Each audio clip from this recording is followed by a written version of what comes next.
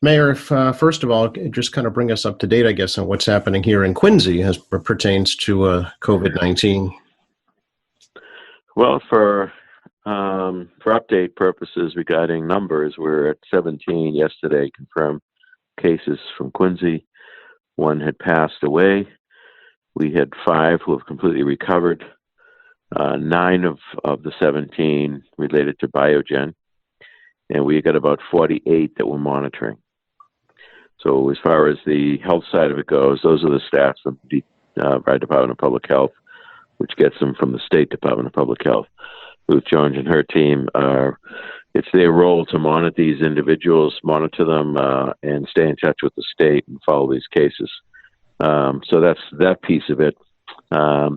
Obviously, the changes the governor made yesterday and the discussions nationally are all objectives to get the transmission cut. That's why the request has been that we do not have public gatherings, that we try to stay away from one another, that let alone such of people staying home. It's all really in an attempt to cut or eliminate the transmission of this disease from one to another. Many people may feel healthy and feel fine, but they also may be carrying the virus.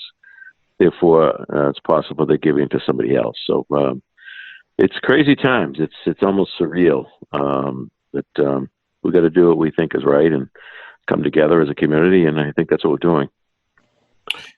Can you tell us anything at all, obviously respecting the family's privacy, about the gentleman who passed away?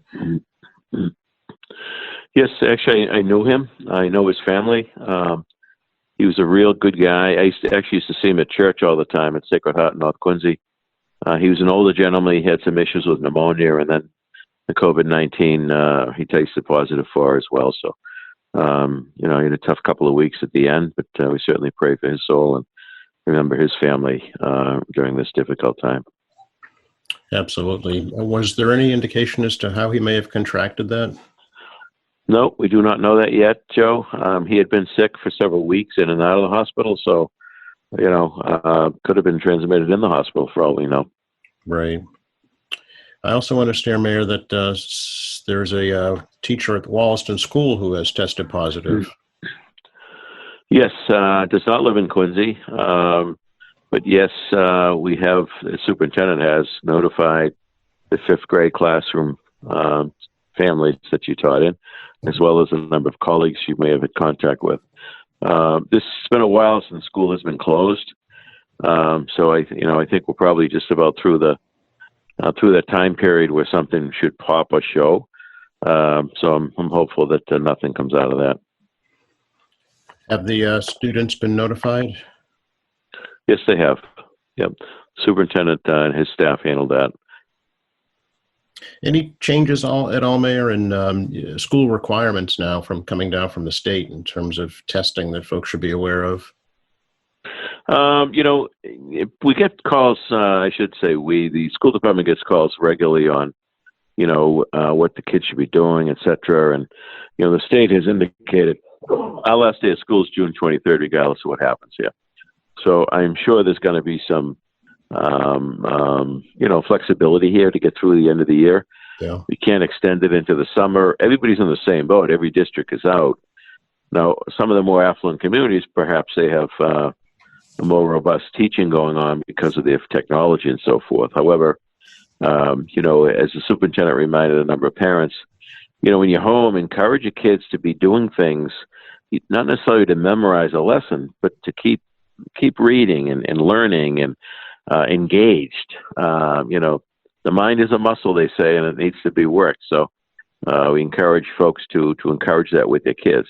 So I know that there's enrichment packets that they can get online or physically pick them up from the schools as well. So that's a possibility to help guide parents as well.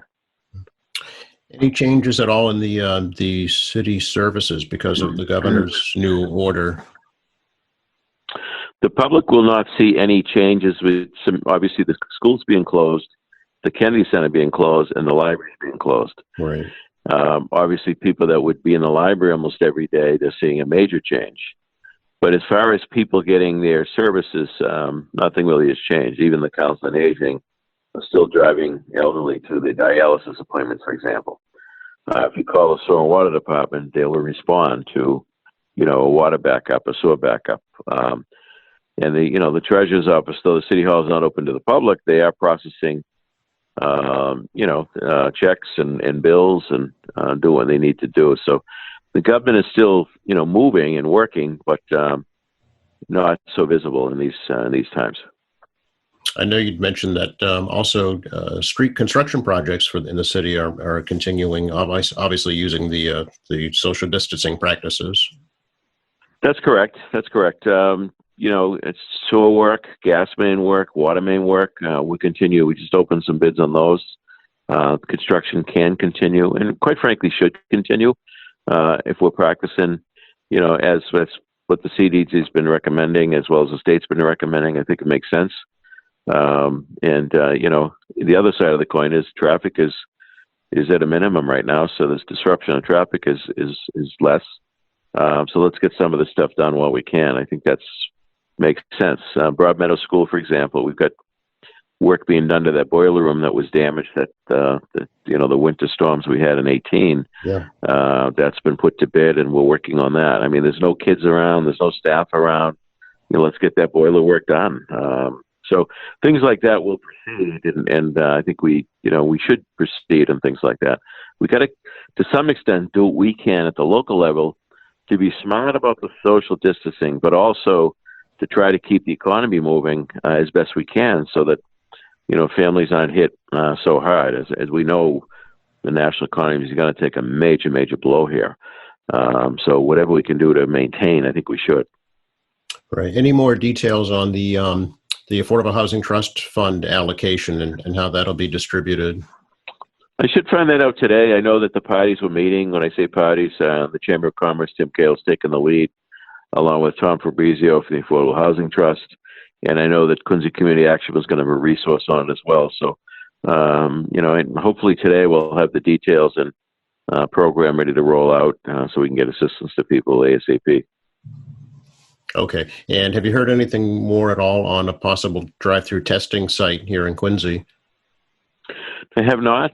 We have offered and suggested our help and locations such as the hospital grounds with the tent set up and all, but it's really a call from MEMA and really the hospitals and medical community.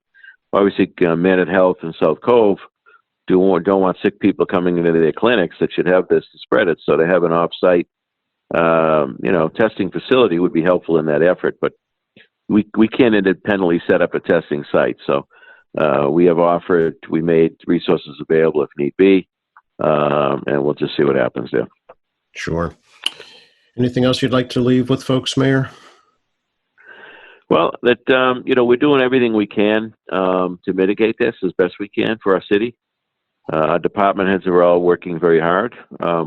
We're in touch with, I've been in touch with Congressman Lynch, Congressman Kennedy, Senators Markey and Warren. The governor's been incredible, along with Lieutenant Governor Polito. We've been in touch with Maura Healey, the AG. I think everybody is doing what they're supposed to be doing in a time like this, a crisis such as we have. And it's, in some ways, you feel helpless. When you have a major snowstorm, a bad winter, the objective is to move the snow. And at some point it'll be gone. But in a case like this, it's very different to deal with. It's as the president has called it, it's the invisible enemy here, making its way around. So it's really a strange feeling, but we are prepared. We have, as I said, for example, in talking to Congressman Lynch, we talked about the community development block grant money.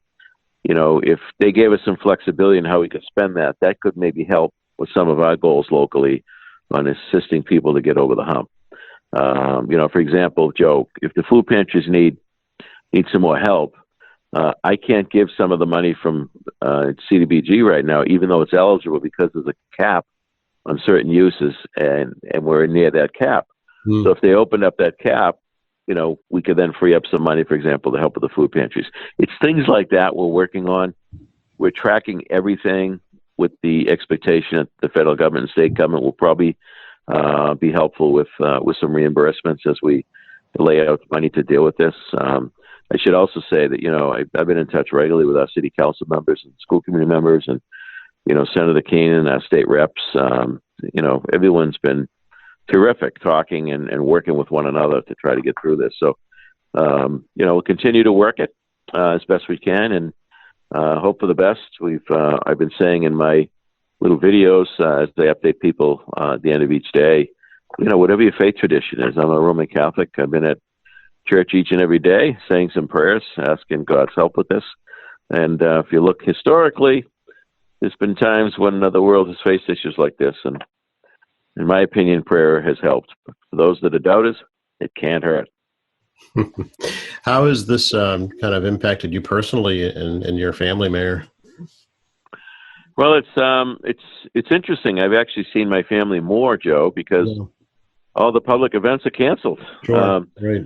I'm working full days at the office and still some late nights, but I've actually seen them more often than I did prior to this. So I don't know if the wife really likes that so much. I may be home a little too much for her liking, but seriously, it's awkward. And I was texting some different people last night and saying how people are going crazy. And I said, I think about it though. We have power, we have internet, we have cable. This could be a lot worse. Right. In passing the time. Because I love to pick up a book. That's my way to shut everything off. Old fashioned, I guess. But so we shouldn't be complaining that much. Well, we just got to be smart about this for a few more weeks, and hopefully this will pass, and we'll get back to some kind of normalcy at some point. I saw an interesting statement online the other day that our grandparents were called to war. You're being called to sit on the couch. We can do this. Exactly. And those people that had been called to war, they went through the Depression before that. That's right. So absolutely, I think we can deal with this.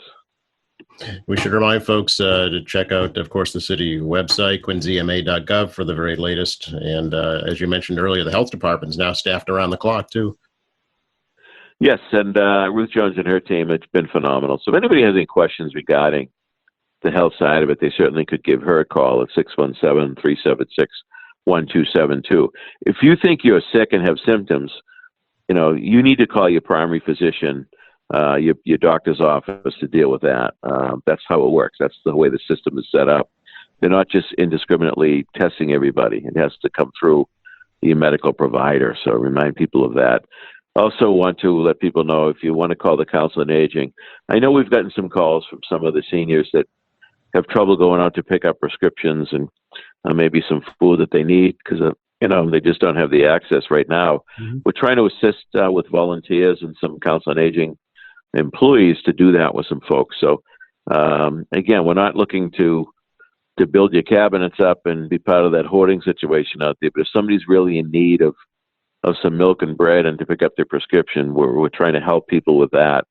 In fact, Pastor Aaron Cameron the other day, his church is doing similar things to help their community with those in need. So again, trying to be smart, staying away from people. At the same time, people need help. And if you have a neighbor that you need to call and check in on, please do. Some of our elderly citizens, the family may live not around here. Mm-hmm. So they need someone to check in to make sure they're getting their needs met, whether it's food or medicine. So we should be mindful of that as well. Absolutely.